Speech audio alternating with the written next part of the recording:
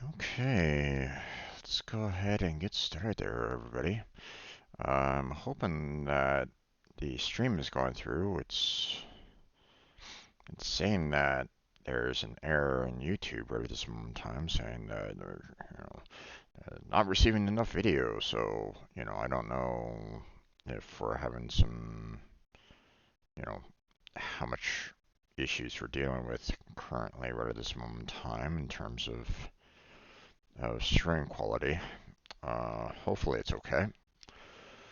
Um, I'm hoping that the video is coming through okay, the audio is coming through okay, and everything is good there. Hey there, Shoko. How you doing there?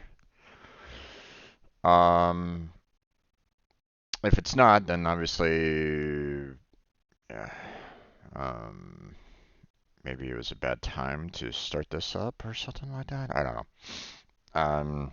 Well, I'm gonna continue moving forward anyway.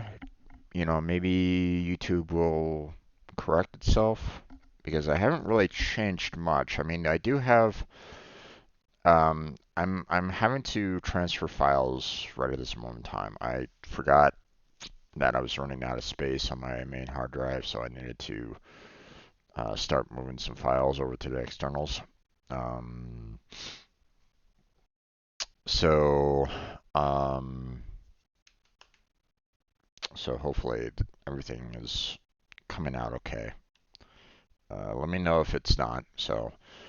Uh, well, I mean, you're you're right on time there, Shoko. I'm starting up, around 1 o'clock, and you're here with me, so it's all good. But let's go ahead and get started on our Pega certification study session here, there, folks. Um, so, um, a little bit about who I am, a little bit about what these videos are all about, and what you should expect from these videos. Like I normally do, I start these videos out by letting people know that currently, right now, I'm an unemployed software developer whose last work was with the Pega environment.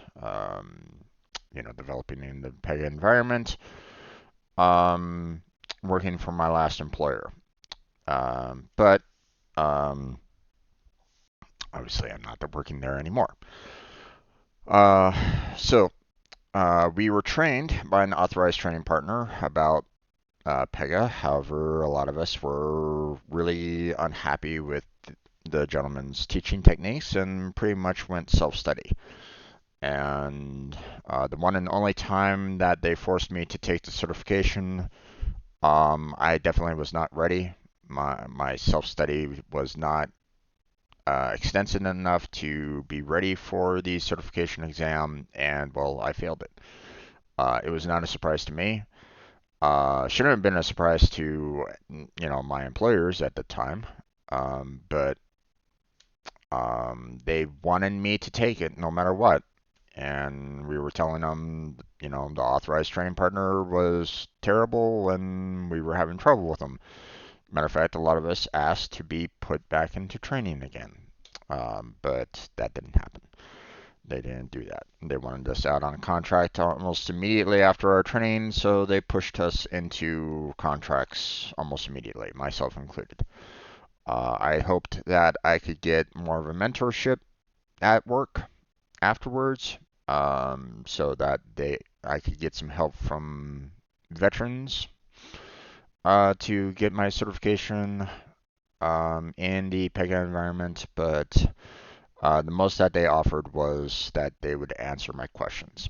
And so while in some ways I blame my last company for not putting us back into training afterwards to make us better Pega programmers, um, it's kind of my fault in that I didn't continue with the self-study. Um, you know, Excuse me. Um, we didn't continue. I didn't continue to self-study after the training was done. So So that's on me. Okay. So this is my attempt to work my way to getting the certification so that I can actually put it on my resume and that, the last year and a half that I worked isn't, too much of a waste. I can, apply for Pega jobs again and because that, they're going to be looking for those certifications. And we can see about, maybe getting a job that way.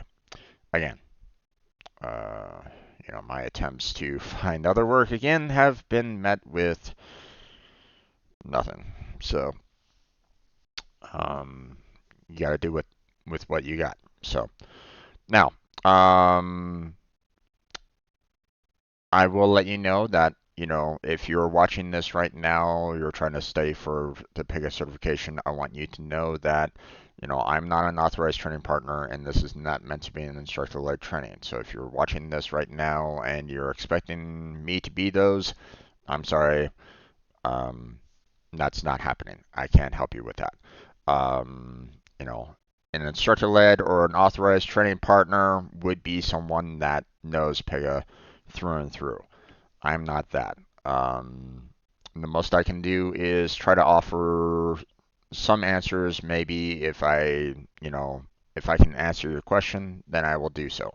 If I don't, then I will go to my former coworkers at my last job and ask them.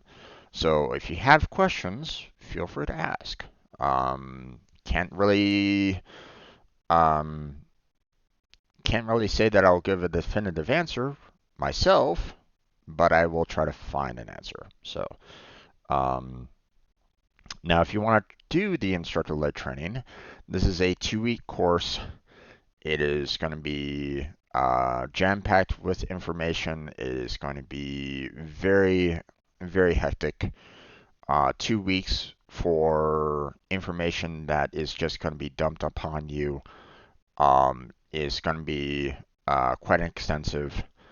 And it's not exactly cheap either. $5,000 is not exactly um, a small amount of money. So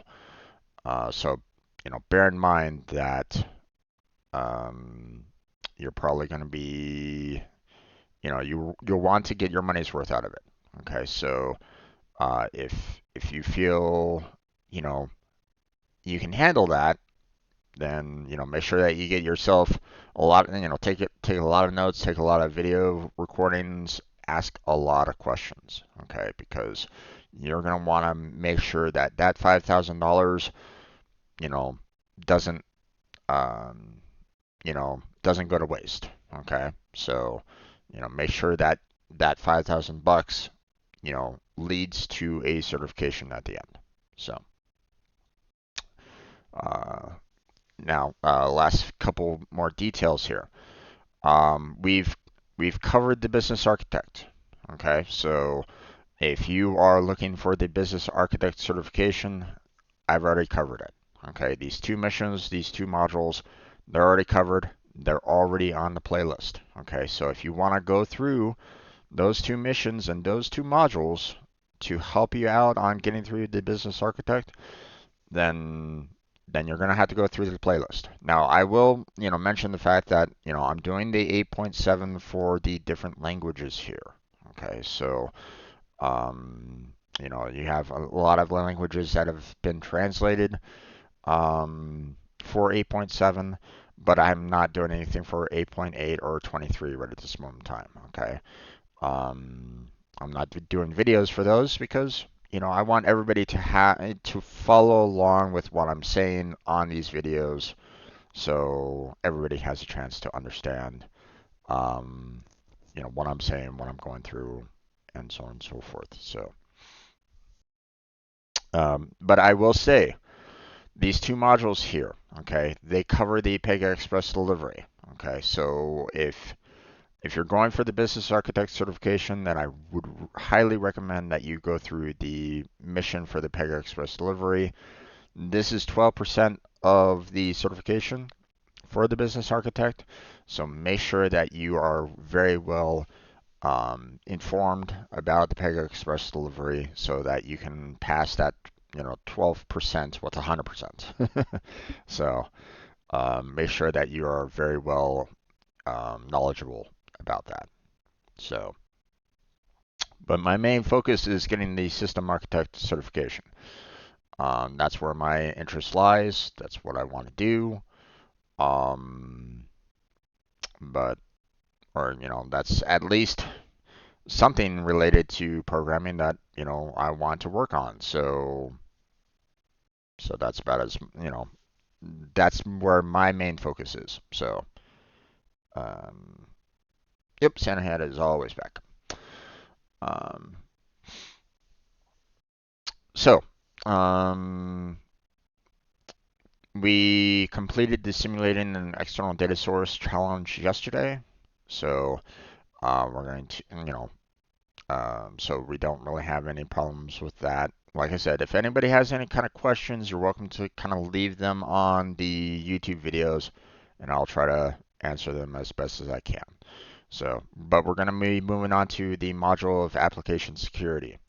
There's two topics there, 10 minutes and 15 minutes. So we'll see what we can do about getting through at least one of them today. So, um, sorry, getting a few messages right at this moment in time. Um, all right. Uh,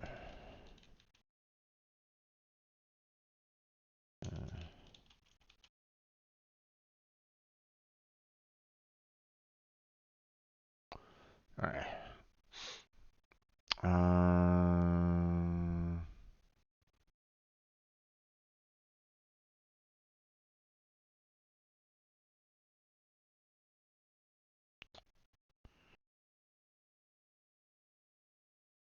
oh boy.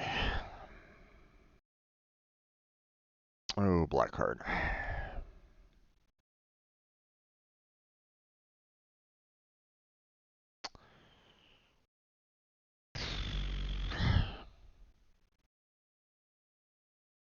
There are times where I really wish I had a little bit more power in some ways, or something to maybe help out others.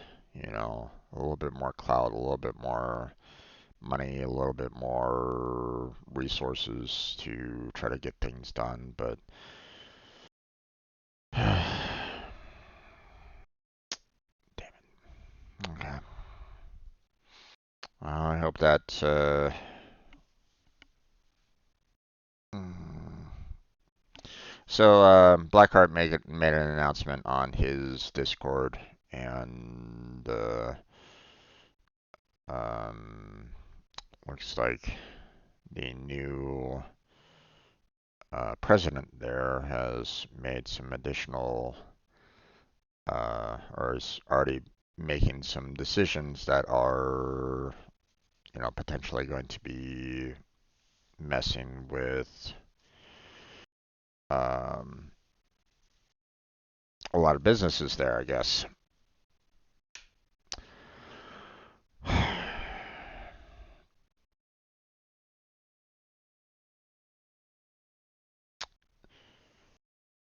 you know, I know that I'm not exactly in the best of positions myself at this time, but I feel like Blackheart is kind of in a worse position than I am right at this point. So, um, not to say that I don't necessarily want to be comparing how bad our situations are, but it's, um, but it doesn't feel like he's going to be having a great time shortly.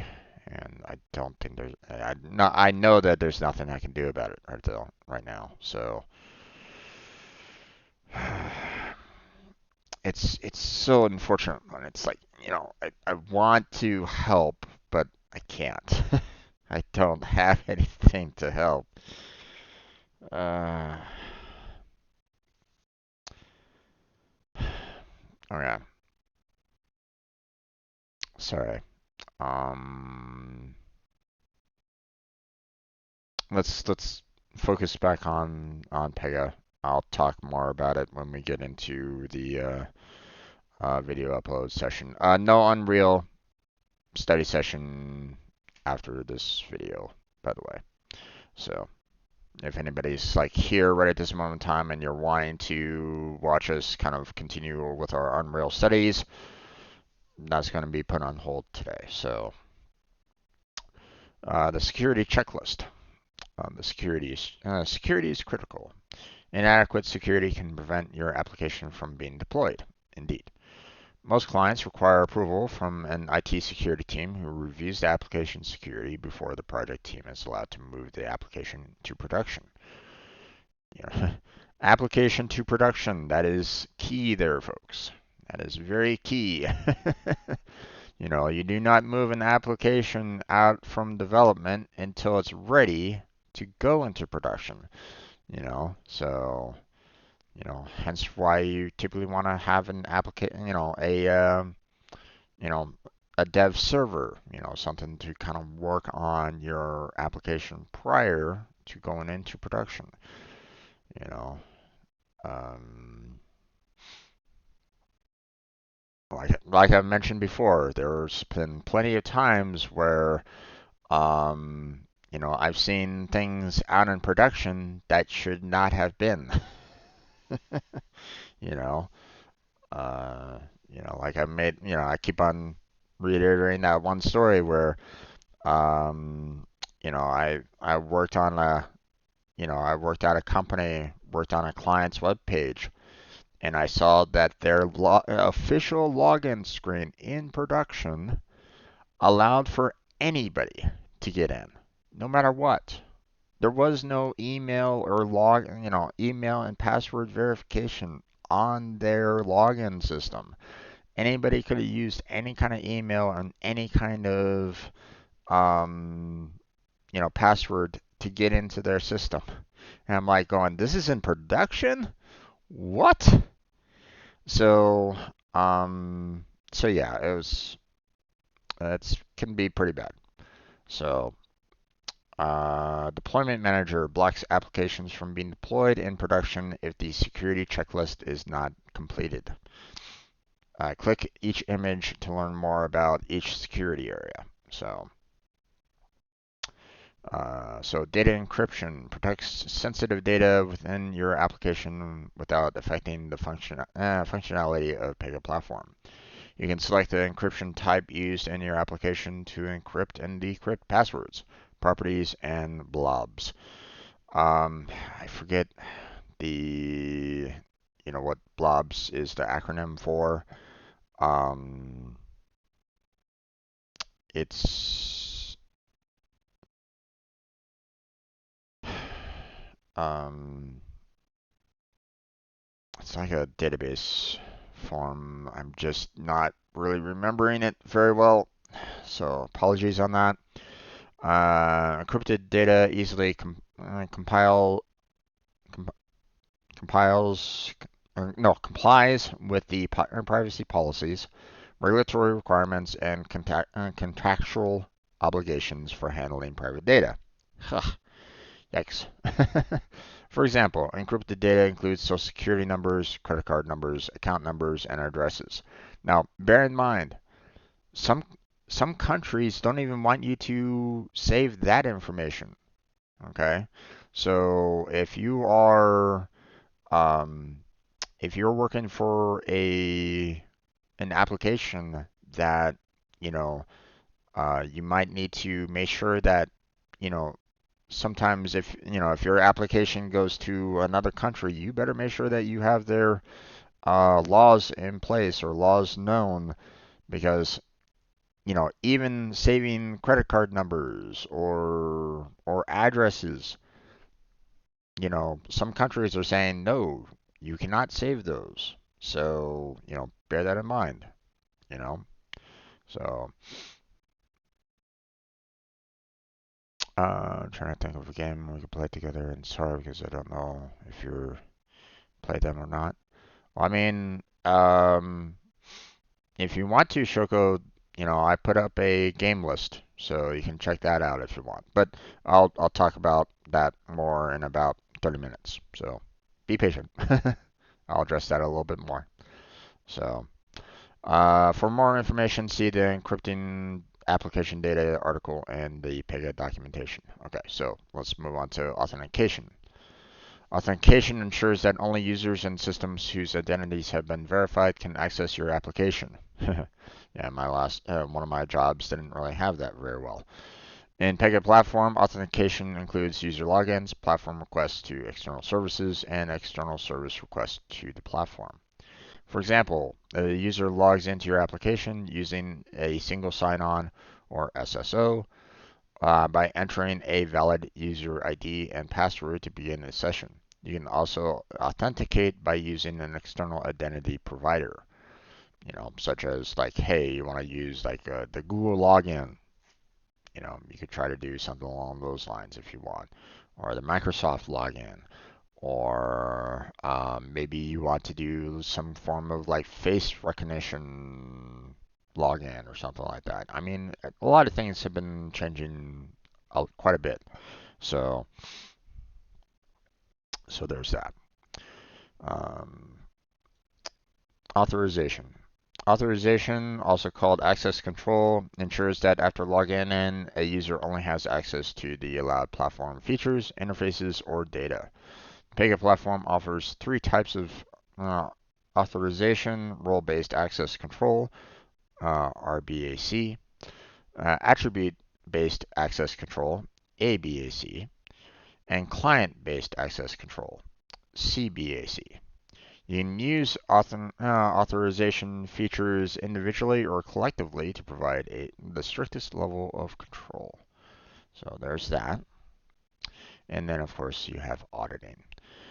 Auditing, also called accountability, is the systematic evaluation of the security of a company information systems. Security is measured by how well it conforms to a set of established criteria. Pega Platform tracks many types of security events, such as failed logins and password changes.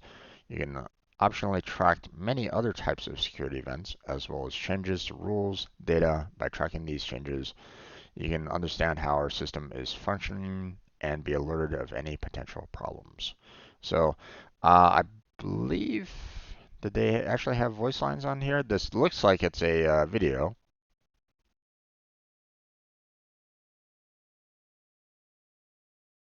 Nope, it's not actually having any kind of voice lines. They're just kind of saying, "Hey, here's a few seconds for you to read before we move on to the next one." It's like, okay, whatever. All right.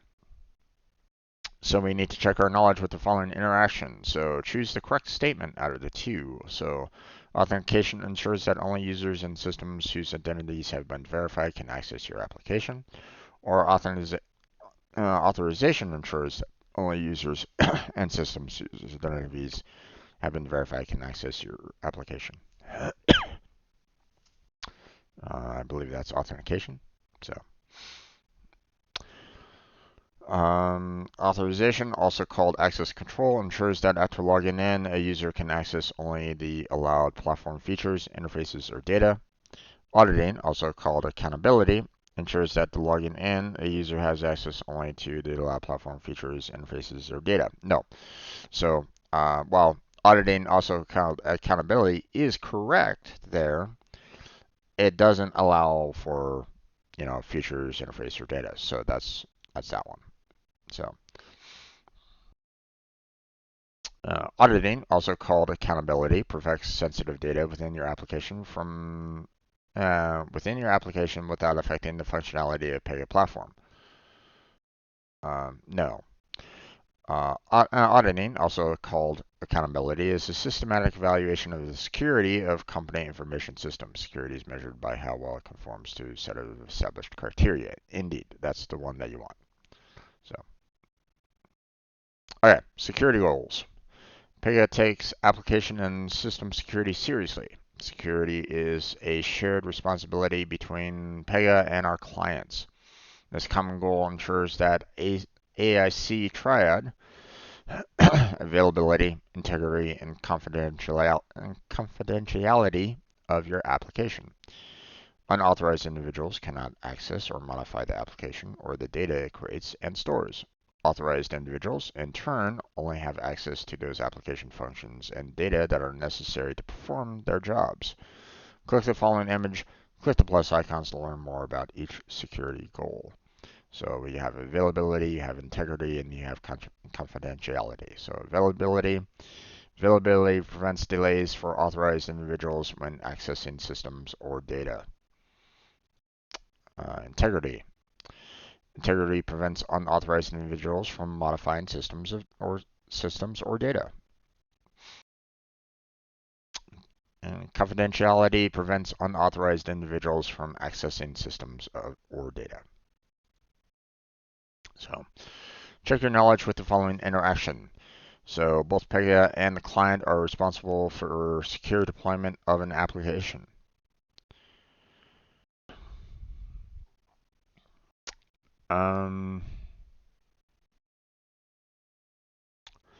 In a sense, yes.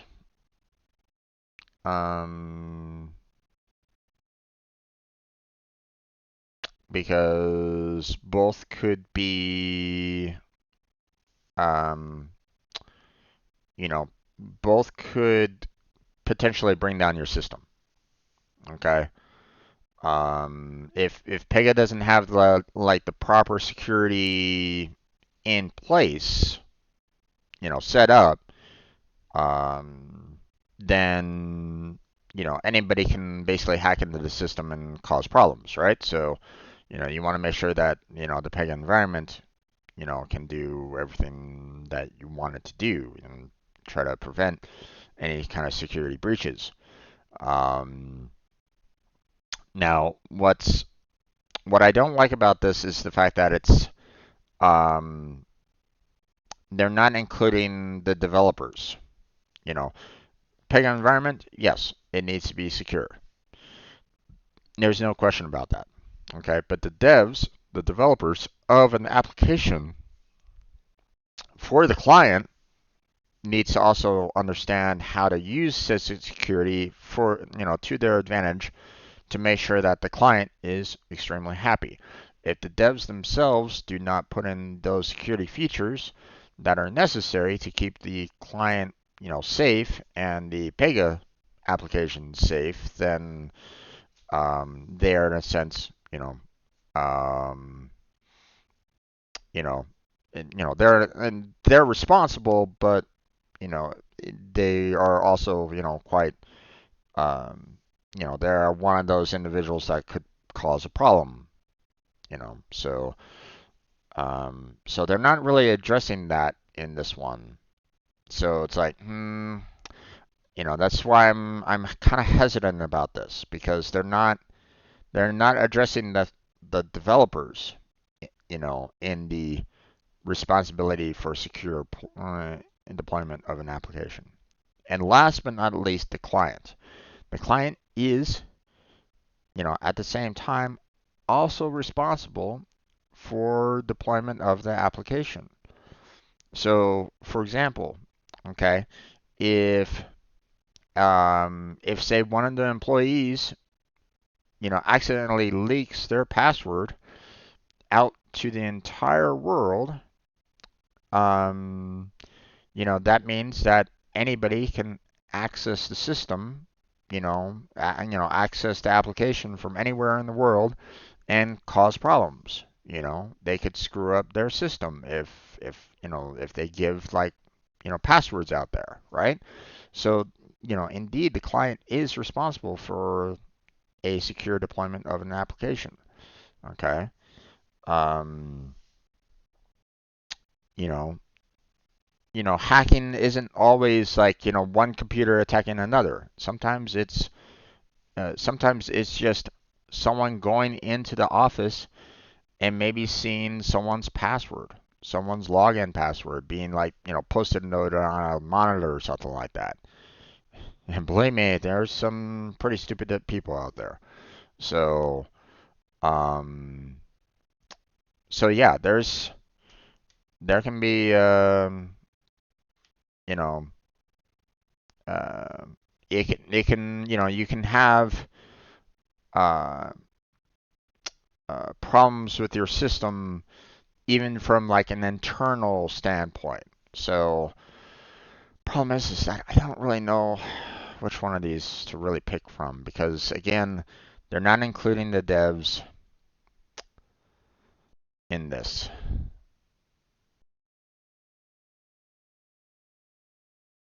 I'm going to say true because, I mean, Pega and the client are responsible. So, okay. Um, so, so here's the problem that I have with their statement here. Okay, they're saying both the client and the Pega team. Okay, there it should actually be three. Okay, the client, in a sense the Pega team, which is the ones that are making the development to make the said application, and last is the application itself, is Pega itself, Pega the development environment, Pega the environment of holding this application. If if Pega itself is full of holes that can be exploited by anybody, no matter what, then um, then it doesn't matter how much the client and Pega team work on trying to make it secure if Pega itself is full of holes and exploits that can be, exploited by hackers, then it doesn't matter how thorough the client and the Pega team would be. Pega itself also has to be very secure as well. So, um, so I feel like they should probably add a little bit more on this. Um, um,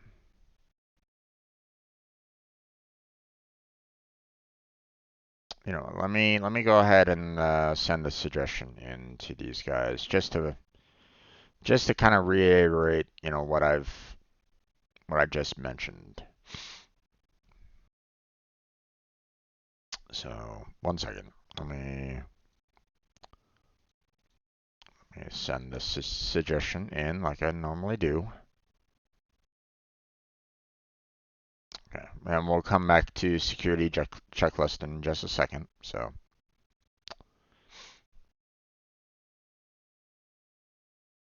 all right.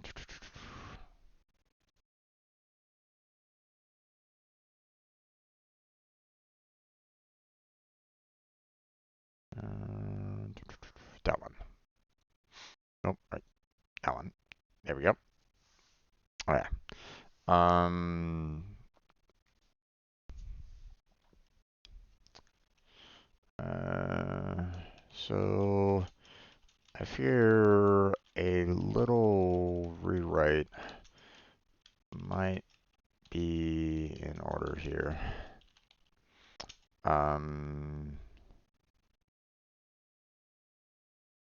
When you mention Pega, I get the impression that you only mean. Why is this window so small? What is going on here? Why? Hmm. Okay, well, not much I can really do about it now. Apparently, it doesn't seem to be want to resize.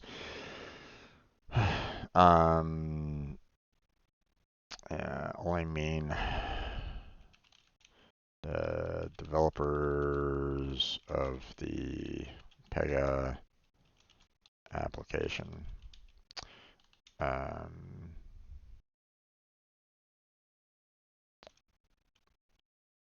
but maybe a slight revision might be in order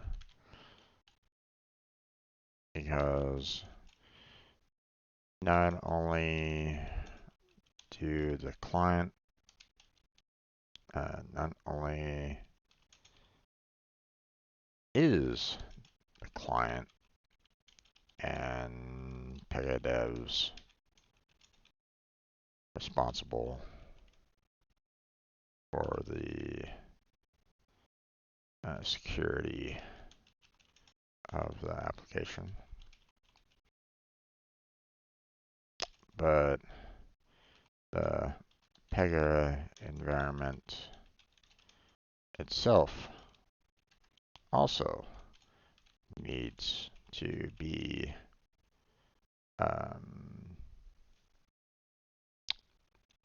strong in its security as well.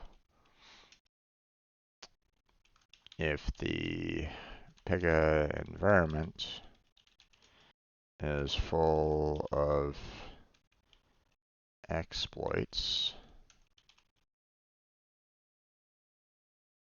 then it doesn't matter how secure the client and devs are.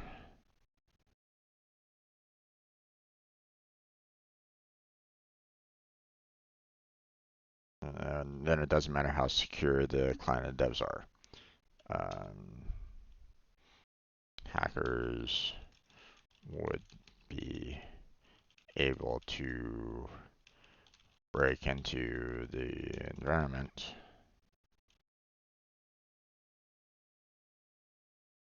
no matter what. If there are exploits.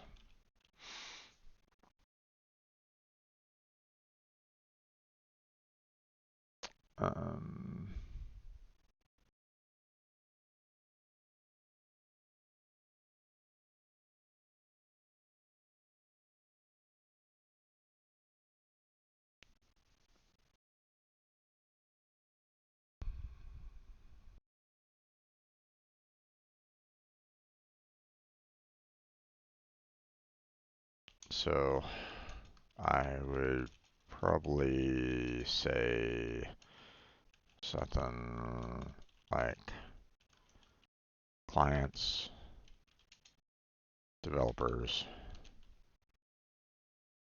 and the environment all need to be secure.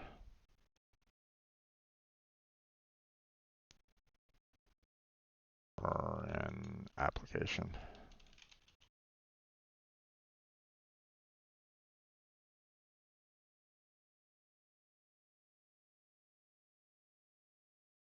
All right.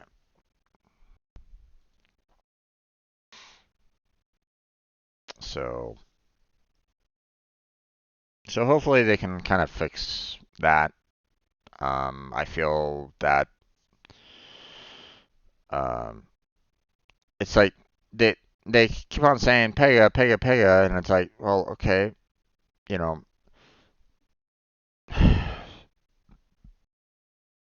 are you talking about Pega the environment or Pega as in the Pega team? The developers in Pega. It's like make sure that you're very clear on that. So that's all. Um, okay, security checklist. The security checklist is a key feature of Pega platform that insists clients are hardening their applications and systems.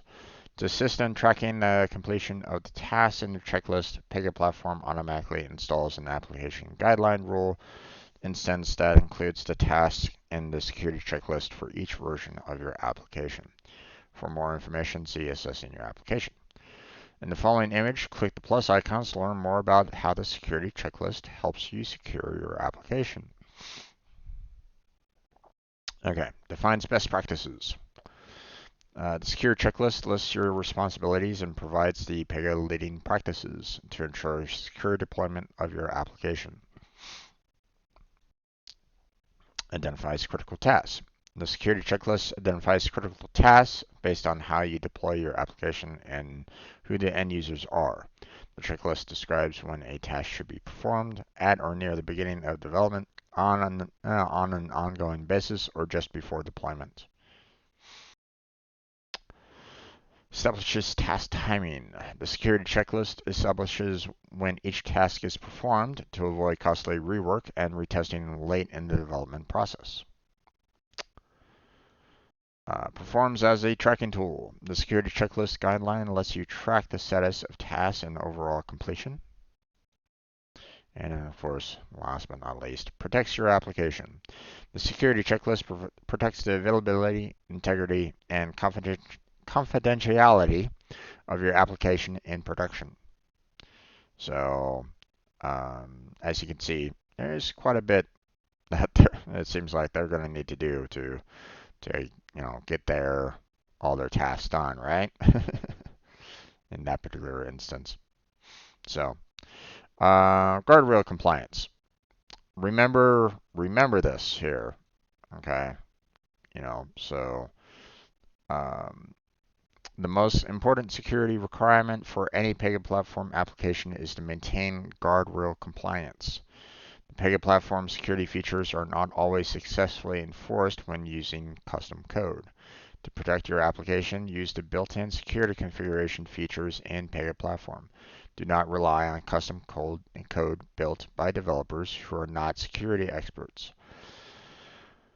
Ain't that the truth? Um, so, for example, at my last job, not at my last job, at one of my previous jobs, when I came out here to where I live, um, they told me, hey, you need to learn this new language and you need to work with this particular client and get them, um, you know, continue working on their website. If they need to add some new features, we'll need to kind of work with them on getting it taken care of. I'm like going, okay, no problem. I'll do what I can. Um, so I did that. I was working on that application for a while now, getting everything kind of worked out. Um, and one of the, you know, they hired us again because they found that, you know, they felt that their website wasn't fully secured, and they wanted to try to make sure that, the one exploit that they found, um, could be closed so that they wouldn't have any problems, later on, right? And I'm like going, oh, okay. Well, I personally didn't know about that at the time. I'm not into hacking or anything along those lines. I still, I do have some interest in security, but I never learned enough about it to be, someone that is fantastic at it, right? But I still wanted to learn. But I didn't know exactly where to start. So, I asked asked my boss, the CEO, um, what, you know, like, where should I go to learn everything that I needed to do to make sure that that gets closed up. And the guy was like going, I'm too busy. Talk to this guy over there. I think he knows. I'm like, okay. So I talked to one of my coworkers, and he pointed me to a website that discussed a lot of um, web, website exploits that hackers would like to use to get information. I saw that website and it was filled with information. I can't remember it at this time, It's been a long time since I ever used it. I don't, I know that it's out there. I just don't know what it's called anymore. So I could try to look it up if anybody's interested, um,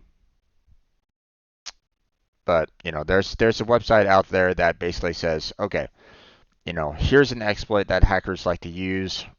This is what they do to cause it, and this is what you do to try to fix it, to try to plug up that hole, so you never have to, so it never, um, if it happens, or if someone tries to use that exploit, it won't work. You basically close it down.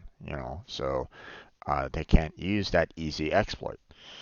Um, so I saw it. I used it on the web page. I saw that it did indeed happen. So I used their recommendations on how to fix it, and I fixed the problem, right? But then I was like going, okay, well, I still have a little bit of time. I want to check out, what other exploits do I see on this, and you know, is this website, you know, completely secure? Because I didn't know. This website was built by other programmers prior to me. You know, it was always one where it's like, another programmer got put onto the project. They did a little bit of it, and then they got put onto a different project, never to come back to it. Okay, so they always kept on bringing in like new programmers for this one client, which was really terrible, to be honest. Um, I get it that that one client couldn't, wasn't making enough money to secure a developer full time on their staff to handle, making sure that their website was completely secured and stuff like that. So I get it. They can only do it, every so often when they had the money. So I get it. But um, but the problem was that the company that I was working for, um, you know, the client would pay for like a month or two, and then uh, we had to, you know, we had to find other work, you know, because hey, if the client can't pay us for the full year, then obviously we need to go and do, additional work elsewhere, right? So it's not like, hey, we need to be paid for the entire year. We need to live, right? Um, so so anybody that worked on that particular project needed to be put onto like another project later. Um, so typically they would just have like new hires work on this project and that's it, or work for that client and that's it. And believe me, it showed because I found that login exploit. I saw the hacker exploit, and I was looking through that website, and every single exploit that I saw on that website could have been applied to that website's login system. And I'm like, oh, okay, this is a lot more serious than I thought. So I went to the CEO and I'm like, going, hey, I just want to let you know that based off of what I saw, from that checklist that my coworker showed me, there's a lot more exploits in this web page than what they're than what they're aware of. Um, so I wanted to let them know about it. but obviously he was like going, well, we can only do so much that they're willing to pay us for, and you know, uh, you know, which and on one hand, yeah, I agree. It's like okay, you know, we can't necessarily, you can't always be, along the lines of doing work for free. Um, but at the same time, I was looking at it and going, well, they are expecting a secure website themselves. Wouldn't it be kind of falling upon us for having an exploitable product for them? We are, we call, this company has caused a client to be unsecure. Shouldn't that fall on us to make sure that it's secure? You know, um, so obviously, um, that's a that obviously I'll leave that up to you. Watching these videos. If you're here in the stream. I'll leave that up for debate for you guys. Um, do you think um, that if a client asks for um, asks for a website,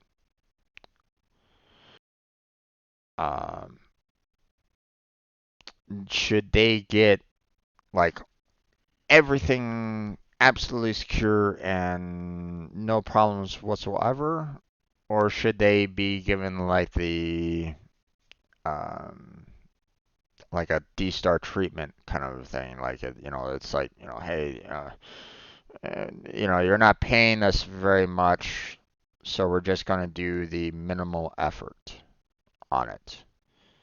You know, um,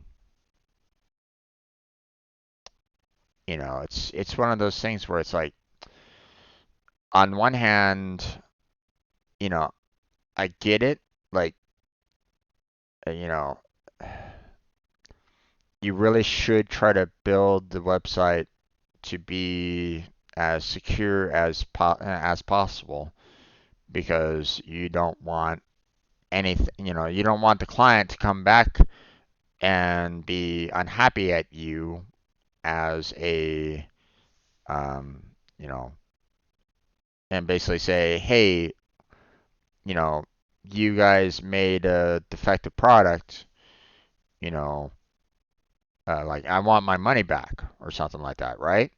You got to be careful with that because, in a sense, we are delivering a product, and are we going to be saying that everything is perfect and there's no exploits whatsoever when we first deliver it, or are we giving it to them and saying, hey,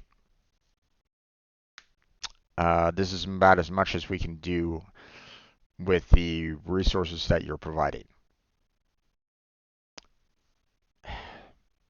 It's it's difficult, right? It's like um um it's one of the reasons why I don't feel comfortable doing um it's one of the reasons why I have a hard time considering doing any kind of freelance work because I know that I don't have the experience to back up freelance work.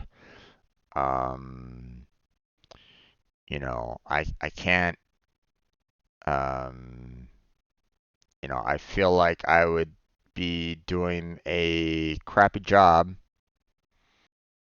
longer than someone that would have years of experience.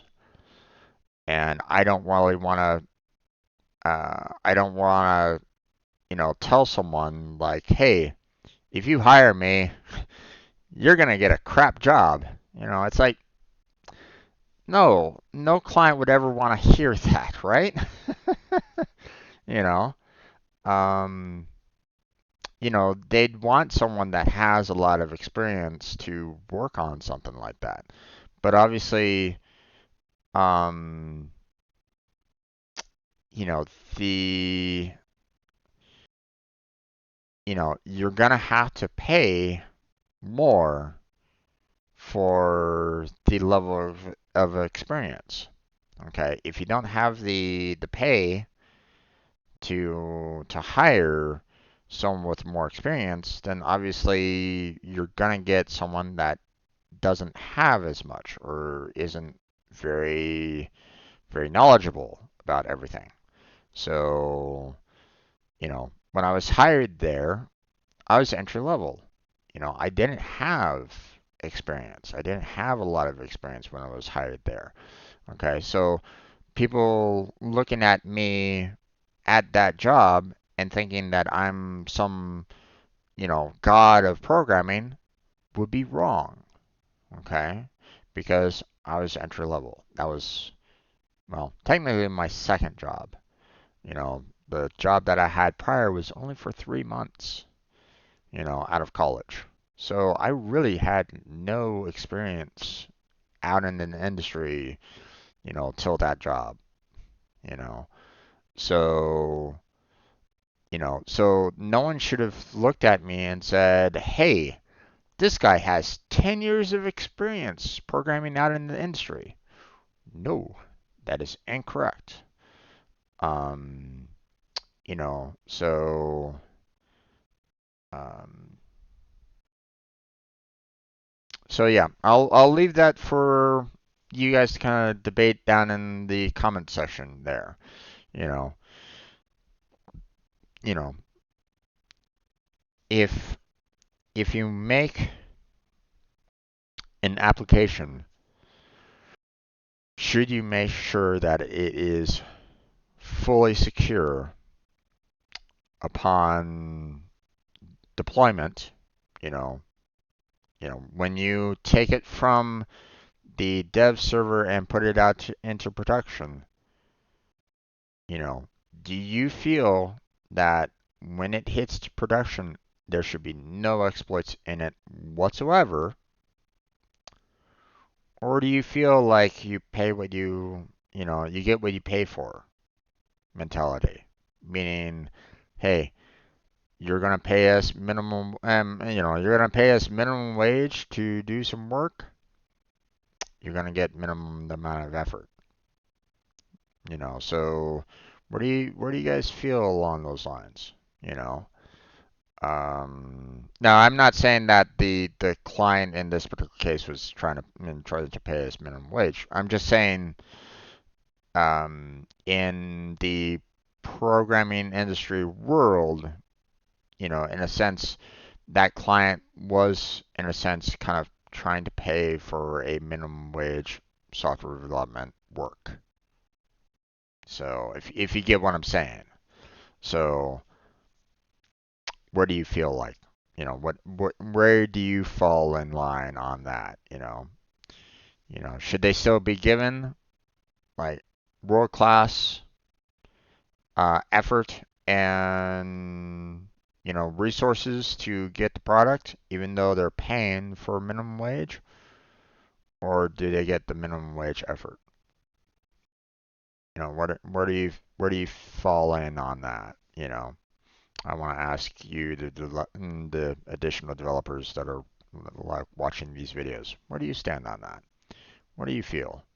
And if you're, obviously for those of you that might, be out there in the real world, kind of, out, in other countries, for example, I'll put the question to you as well. You know, um, if someone comes up to you and says, "Hey, I need a chair from you," okay, but I only have so much money to give to you, okay, and it's not, the amount of money that you're gonna be getting is gonna be, buying like the worst wood or materials to build the chair. You're gonna be looking at, the amount of money is not going to be able to pay for, you know, strong materials. Okay.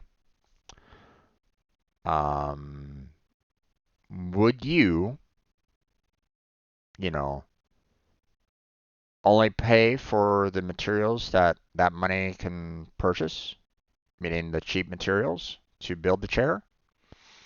Or do you still build that fantastic chair with, the best materials that you can make to make it?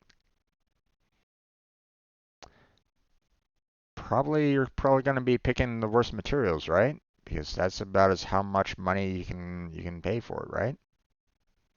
So, um, so yeah, that's you know, it's interesting what goes on out there in the world. So, all right. Um, Security checklist tasks are organized by when each task is performed and the key security area involved. Key areas include monitoring, authentication, authorization, auditing, and product testing. As you review the security checklist core tasks, it is important to understand the nature of the application, what Pega platform features are used, how and to whom the application will be deployed. Not all secure tasks are required for all applications or releases. The tasks you use depend on many factors, including the Pega platform features your application uses, how much you customize a Pega application, and the amount of sensitive data created and stored within the application, to name a few. Some steps for securing the deployment environment are performing automatically for Pega Cloud clients as part of the service agreement and may be skipped. Security is one of the several special considerations for public-facing applications. For more information, see basic requirements for deploying public-facing applications. So check your knowledge with the following interactions. So, yeah, there, Classical. How you doing there, bud? Just gone into load shedding gym. Yep. Oh, not quite sure what that is referring to, personally. Okay. Match the definition on the right with the correct security checklist item on the image on the left. Drag each letter into one of the four boxes. So based on the level of customization of your Pega application, you may not need to complete all tasks. So check the link listed below the task to access more detailed information about how to accomplish the task. So that's probably that one right there.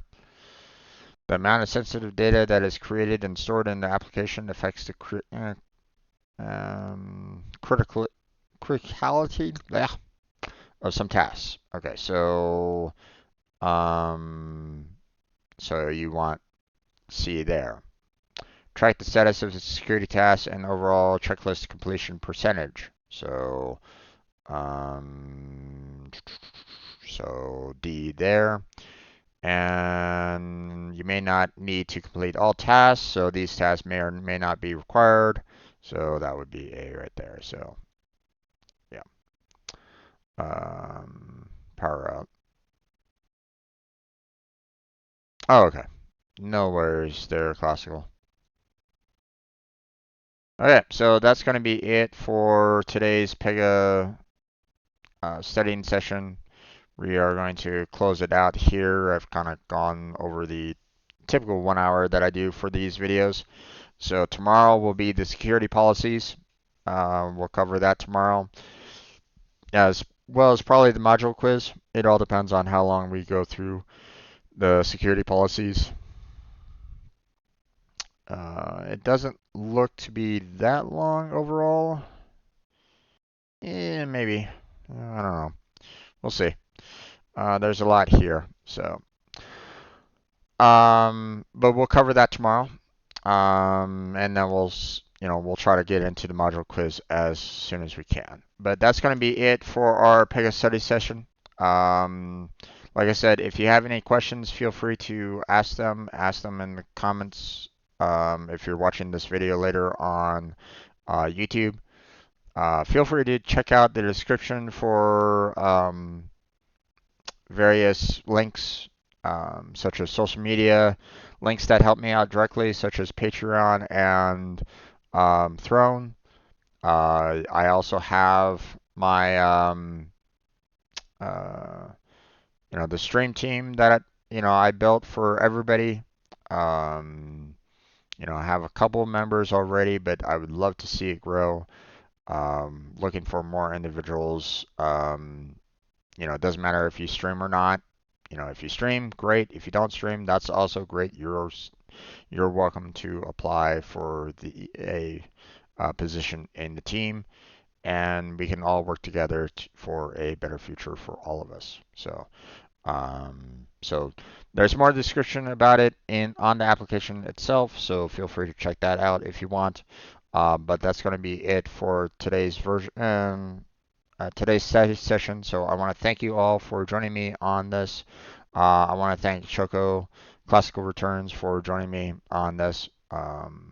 And for anybody else that was just lurking in the background, I want to thank you as well for being there, for lurking, for supporting me on this. Help me out with the YouTube algorithm with a like and subscribe. And that's it. So take care. Have a good night. Stay healthy. Stay safe. And I'll catch you strangers next time.